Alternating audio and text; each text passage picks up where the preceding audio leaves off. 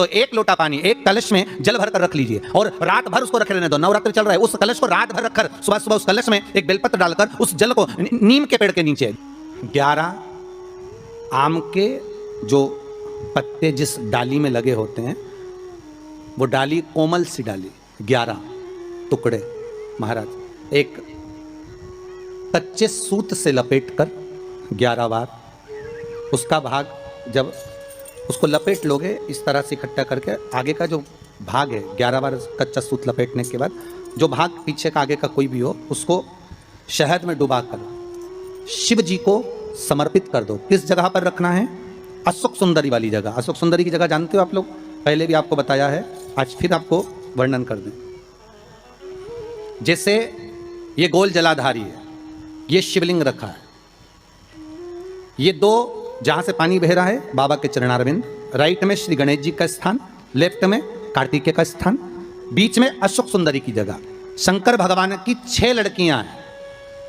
भगवान शंकर के 13 बच्चे, 13 बच्चों में से 6 लड़कियां, उस 6 लड़कियों में से एक लड़की का स्थान, भगवान शंकर की एक बेटी का स्थान, अशोक सुंदरी का स्थान सामने। पद्म पुराण में स्पष्ट किया यह स्थान अशोक सुंदरी का। शंकर भगवान की जलाधारी में पार्वती जी का हस्त कमल, ऊपर से जो एक एक बूंद पानी गिरता है, यह शंकर भगवान की 5 लड़कियों का स्थान है, जया, विषहरा, शामरीबारी, दौतली और देव। शंकर भगवान की 5 लड़कियां भगवान शंकर के मस्तक पे जल की धार गिरा रही हैं। बीच में जो अशोक सुंदरी का स्थान है महाराज, उस जगह पर शहद का मुख, जो शहद आपने भिंगोया है, उस शहद का मुख शंकर जी की ओर कर इसी चैत्र के महीने में, इन्हीं नवरात्रि में शंकर भगवान के उस अशोक सुंदरी की जगह पर शहद का भाग शिव जी की ओर रख दें। महाराज अगर घर में संपदा की कमी हो या कोई पैसा खा गया हो, रुपया नहीं दे रहा हो, पैसा अटक गया हो, तो उस शहद को शिव जी की ओर मुख कर उस आम के पल्लव की जो डंडी है उसको 11 डंडी को वहां रख दीजिए और उससे अपनी कामना कर आ जाइए। हो सके उस शहद में से थोड़ा सा शहद किसी रुमाल पर किसी कपड़े में लगाकर उसको रख लीजिए। जिस व्यक्ति से पैसे लेना है, जिस व्यक्ति से पैसे मांग रहे हो, उससे एक बार जाकर मिल लीजिए, एक बार उसको खबर कर दीजिए। बाबा चाहेगा भोलेनाथ तो नवरात्रि में ही पैसा वापिस आ जाएगा, अगर शिव कृपा कर दे। ये बाबा की करुणा। आम का पल्लव कोई साधारण नहीं जिसको कलश के ऊपर रखा जाता है, शिव की कृपा। जिस आम के पेड़ पर स्वयं कामदेव चढ़कर भगवान शंकर के तीसरे नेत्र द्वारा जलकर भस्म हो जाते हैं, वो आम का पेड़ साधारण नहीं हो सकता, सहज नहीं है। और वैसे भी शिव शिव है महाराज। आम का जो पत्ता होता है, आम का जो पल्लव होता है, उस आम के पत्ते पर हल्दी और सिंदूर, इन दोनों से स्वस्तिक का निर्माण किया जाए। देवी भागवत का संवाद है, बहुत ध्यान देना महाराज। जिन कन्याओं का विवाह ना हो, पंचमी के दिन, नवरात्रे की कोई सी भी पंचमी, मतलब जो पंचमी तिथि पड़ेगी, कोई भी नवरात्र हो, चाहे वो 4 नवरात्र में से, चाहे वो पौष का हो, अश्विन का हो, चैत्र का हो, आषाढ़ का हो, किसी भी नवरात्रि में आप कर सकते हैं। एक पान के पत्ते पर, एक ही पत्ते पर जो 2 स्वस्तिक बनेंगे, एक हल्दी का बनेगा, एक सिंदूर का बनेगा। बस अंतर इतना है, जो हल्दी का स्वस्तिक है उस पर कंकु के चावल अर्थात रौली के चावल, रौली कुंकू के चावल रखना है, और जो सिंदूर का है उस पर हल्दी के चावल रखना है। इतना रखकर जिस लड़का लड़की का विवाह नहीं होता उसकी हथेली पर रखकर उसका नाम और गोत्र बोलकर महाराज उसको ले जाकर नीम के पेड़ के नीचे उसको रख दिया जाता है। मात्र 3.5 या 4 महीने ऐसे रहते हैं जिसके अंदर उस लड़का लड़की का विवाह पक्का हो जाता है। जिसका विवाह नहीं होता केवल उसी के लिए, जिसका मंगल विवाह ना हो रहा। आम के पल्लव में शिव का वर प्रदान है, आम के पल्लव में शंकर का आशीर्वाद, आम के पल्लव में शिव का आशीर्वाद। के दिन लोग देवी जी की स्थापना करते हैं, तो क्या स्थापना में क्या रखते हैं? कलश रखते हैं ना। तो कलश किस लिए रखा जाता है? कलश का क्रम क्या है? अपन ने अभी तक कथाओं में बहुत सुना शिव महापुराण में कि दिए का महत्व क्या है, अपन ने सुना दही का महत्व क्या है, जल का महत्व क्या है। पूरी शिव महापुराण में अपने अलग अलग महत्व को जाना है। पर यह नवरात्रे में जो शिव महापुराण की कथा शुरू हो रही है, नवरात्रे में जो शिव महापुराण की कथा को हम श्रवण करने के लिए बैठे हैं, इसमें हमारा एक संशय और मिटना चाहिए कि भारत की भूमि पर जब मां आद्य शक्ति की स्थापना होती है, मां जगतजननी को जब विराजमान किया जाता है, या चैत्र नवरात्रे में, शरदीय नवरात्रे में, आषाढ़ी नवरात्रे में, आदिकादिक पौष नवरात्रि में हम जगत जननी जगदम्बा की जब स्थापना करते हैं, या हम नूतन घर का प्रवेश करते हैं, या गणेश जी की स्थापना करते हैं, या कोई दुकान को प्रवेश करते हैं, या कोई शुभ कार्य करने के लिए अग्रण्य होते हैं, तो हम कलश की स्थापना क्यों करते? आखिर कलश में ऐसा क्या है? कलश के अंदर आखिर ऐसा क्या विराजमान है कि 33 कोटि देवता उस कलश के अंदर आकर बैठ जाते हैं महाराज?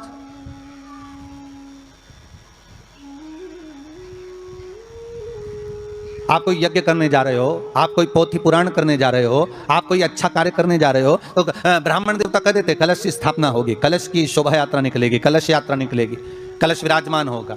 और आज हर की पौड़ी पर, प्रयागराज में या उज्जैनी में, नासिक में जो बड़े बड़े कुंभ के मेले होते, कुंभ का मतलब भी तो कलश से होता है। उसकी महत्वता क्यों है? उस कुंभ की, उस घड़े की महत्वता कहां से प्रकट हो गई? शिव महापुराण की कथा कहती है महाराज, भगवान औघड़दानी शंकर स्वयं आद्य शक्ति जगदम्बा से कहते हैं कि जगदम्बा तू क्या चाहती है बोल। तो जगत जननी जगदम्बा कहती है कि जहां मैं हूं वहां शंकर है, ये आपने कह दिया, पर जहां शंकर है वहां पार्वती का होना जरूरी है। उसके लिए सिद्ध करने के लिए एक स्थान ऐसा बनाया जाए जहां पर शंकर विराजमान है और शंकर के साथ पार्वती विराजमान है। तो शिव जी ने कहा पार्वती, उसके लिए मैं तुझे एक सुंदर कलश का निर्माण कर देता हूं। कितना सुंदर लिखा है देवी भागवत के अंदर कि जहां कलश की स्थापना होती है उस जगह पर किसी देवताओं को बुलाने की जरूरत नहीं होती। 33 कोटि देवता उस जगह पर स्वतः विराजमान हो जाते हैं। स्वयं 33 कोटि देवता स्वयं वहां विराजमान। और कितनी महत्वता कलश की महाराज। आप लोगों से भी निवेदन है, क्षेत्रीय प्रतिपदा है आज, जिनके घर में ज़्यादा रोग हो, बीमारी हो, ज़्यादा तकलीफें आ रही हों, कष्ट बढ़ रहा हो, बीमारियां बढ़ रही हों, या भय लग रहा हो, डर लग रहा हो, हृदय चित्त में कहीं ना कहीं आपको भय का भान हो रहा हो, तो एक लोटा पानी, एक कलश में जल भर कर रख लीजिए और रात भर उसको रखे रहने दो। नवरात्र चल रहा है, उस कलश को रात भर रखकर सुबह सुबह उस कलश में एक बेलपत्र डालकर उस जल को नीम के पेड़ के नीचे, जहां चैत्री नवरात्रि में नीम के पेड़ के नीचे सारी विद्याएं, आद्य शक्तियां, सारी देवी उस नीम के पेड़ के नीचे विराजमान रहती हैं। उस कलश में एक बेलपत्र डालकर रात भर रखकर उस जल को पूरे घर में घुमाकर उस नीम के पेड़ के नीचे समर्पित कर दीजिए महाराज। घर में भय लगना बंद हो जाएगा, कोई बड़ी बीमारी आपको घेरेगी नहीं और उस बीमारी से, उस रोग से आप मुक्त रहेंगे। उस बीमारी से, उस रोग से आप मुक्त पाएंगे, वो बीमारी आपको घेर नहीं। कलश का इस संसार सागर से उबरने के लिए हम भगवान की कथा को अपने हृदय में, अपनी चित्तवृत्ति में, अपने मन में उतार लें।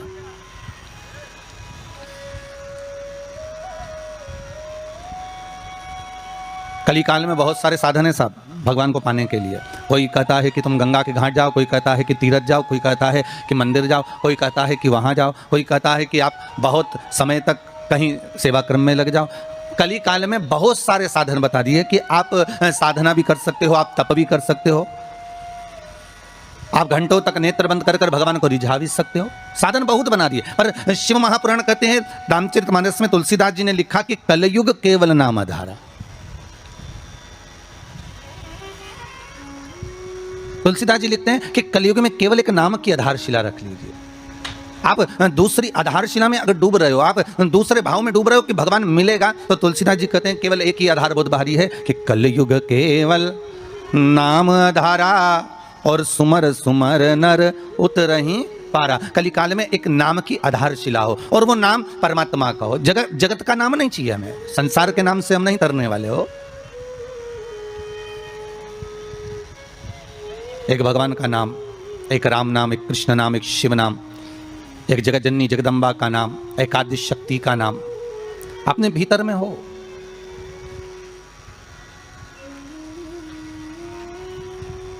और फिर जब उस परमात्मा का नाम हम इस हृदय चित्त से लेंगे, उस परमात्मा के नाम में जब हम डूबेंगे, तो उसका आनंद भी तो बहुत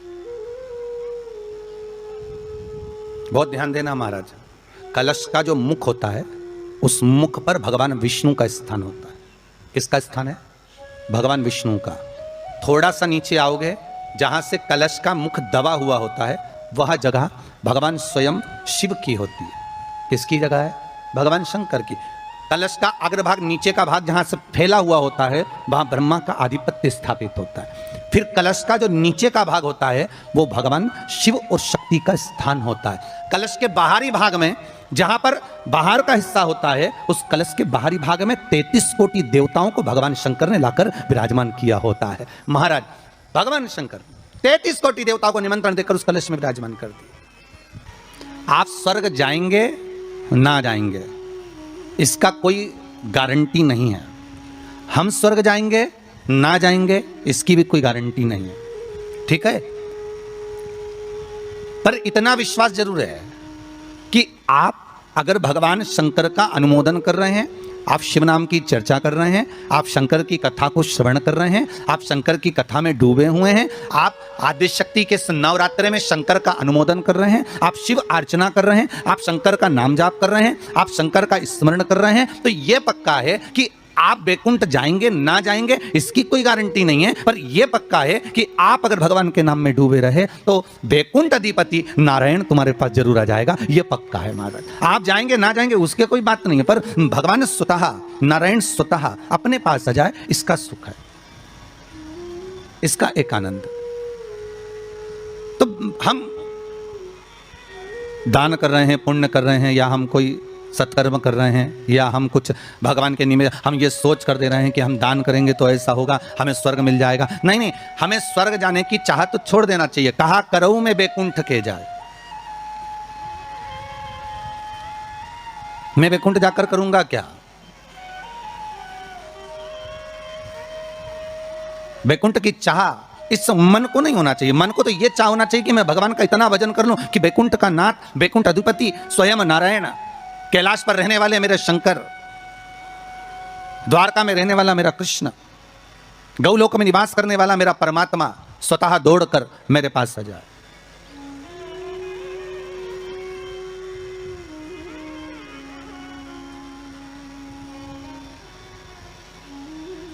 और उस परमात्मा को पाने के लिए महाराज केवल एक नाम का था। तो बैकुंठ आप जाएं या हम जाएं इसका कोई पक्का भरोसा या विश्वास नहीं, कोई ने लिख के भी नहीं दिया तुमको, और जो गए उनसे पूछ भी नहीं सकते कि तुम बैकुंठ में हो कि और कहीं हो। कि किसी ने फोन लगाया था गए हुए व्यक्ति को कि तुम कहाँ बैकुंठ में बैठे हो कि कहाँ हो, तो कोई बताने वाला भी नहीं है कि बैकुंठ गया कि नहीं गया, ये कुछ बोल भी नहीं सकते। पर एक बात और है महाराज, एक बात और अग्नि पुराण में कहा है कि किसी के प्राण छूटने के बाद अगर दुनिया के लोग जब उसको लेकर जा रहे हो, दुनिया के लोग उसको लेकर जाते समय दुनिया के लोग अगर बात कर रहे हो कि हाँ बहुत अच्छा था साहब, भगवत भजन में डूबने वाला था, स्मरण करने वाला था, दान करने वाला था, पुण्य करने वाला था, सत्कर्म करने वाला था, भगवान की भक्ति में डूबने वाला था, अच्छा व्यक्ति था, तो अग्नि पुराण कहती है ये मान लो कि वो जीव ने बैकुंठ का भाग ग्रहण कर लिया, वो बैकुंठ चला गया। और अगर किसी के जाने के बाद लोग कह रहे हैं अरे हौरे भैया अच्छा हुआ मर गया, बहुत प्राण खाता था, बहुत तकलीफ देता था, बहुत कष्ट देता था, बहुत परेशान करता था, बहुत दुख देता था, तो समझो कि हाँ भैया वो फिर नरक ही गया होगा, क्योंकि वो दुनिया को भी कष्ट देता है, उसकी चित्तवृत्ति में, उसके मन में ये आ जाता है कि मैं कहीं ना कहीं किसी ना किसी रूप में बैकुंठ जाना चाहता हूं। तो शिव महापुराण की कथा कर रही है बैकुंठ का भाग तुम्हारे भाव में नहीं आना चाहिए कि हम बैकुंठ जाएंगे और हम बैकुंठ जाने का प्रयास करेंगे। नहीं नहीं, हमें बैकुंठ नहीं जाना, हमें बैकुंठ अधिपति नारायण को यहां बुलवाना है, हमें भगवान विष्णु को अपने हृदय में, अपनी चित्तवृत्ति में, अपने मन में आमंत्रित करना है। और जब भाव होगा महाराज, निर्मल जब भाव होगा तो भगवान को मिलने में फिर देरी नहीं हो सकती महाराज। भगवान का चरित्र कह रहा है कि आपका हृदय जितना निर्मल होगा, आप निर्मल भाव से जितना भगवान की भक्ति को धारण करोगे, निर्मल भाव से आप जितना भगवान का भजन करोगे, निर्मल भाव से आप जितना भगवान को रिझाने का प्रयास करोगे, भगवान उतनी जल्दी प्राप्त हो जाए।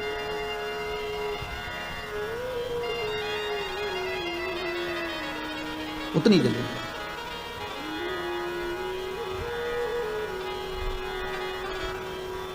भाव कह रहा है महाराज कि ये जो भगवान ने जिभ्या हमको दी है, ये केवल इस कली काल से उबरने का एक साधन दिया।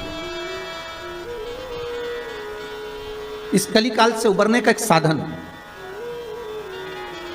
कली काल से निकलने का एक साध्य बनाया है।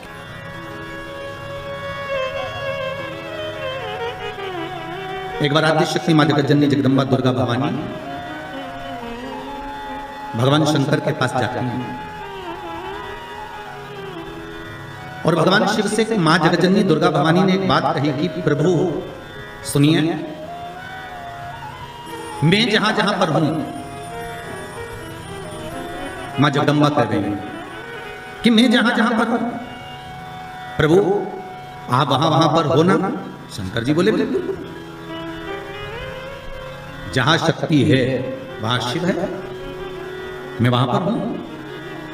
तो जगत जननी जगदम्बा के मुख से निकल गया प्रभु फिर जहां पर शिव है वहां पर भी शक्ति है, जहां शंकर है वहां स्वयं आद्य शक्ति जगदम्बा पार्वती, मैं वहीं पर हूं जहां आप हो। शंकर भगवान ने कहा सुन पार्वती, तू जहां पर है वहां पर शंकर है। मैं विश्वास रखकर इस वचन को निश्चित कर देता हूं कि जहां पार्वती है वहां शंकर है।